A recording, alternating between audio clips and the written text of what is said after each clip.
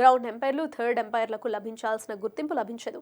తప్పుడు నిర్ణయాలకు తీవ్ర విమర్శలు ఎదుర్కోవాల్సి ఉంటుంది. కొన్ని సందర్భాల్లో అంపైర్లు తమ నిర్ణయాలతో ఆకట్టుకున్నా వాళ్లకు తగిన ప్రశంసలు దక్కవు.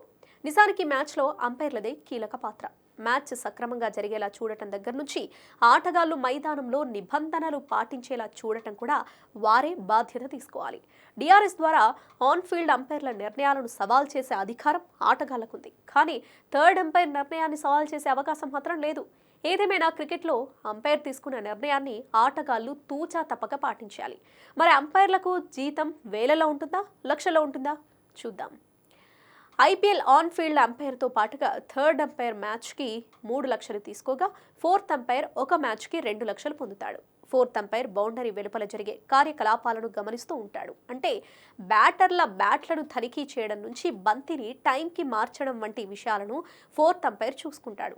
ఇది కాక అంపైర్లకు హోటల్ అకామిడేషన్ కూడా ఐపీఎల్ నిర్వాహకులే చూసుకుంటారు. ఈ లెక్కన ఐపీఎల్లో అంపైర్లు సంపాదించే మొత్తం డొమెస్టిక్ క్రికెట్లో ఏడాదంతా అంపైరింగ్ చేసినా సంపాదించలేరు. మిగతా ఫ్రాంచైజీ లీగ్లతో పోలిస్తే ఐపీఎల్లో అంపైర్లకు ఇచ్చే వేతనం చాలా తక్కువ. అయితే ఐపీఎల్లో అంపైర్లను తీసుకునే ముందు వాళ్ళ ట్రాక్ రికార్డ్ ఖచ్చితంగా చూస్తారు.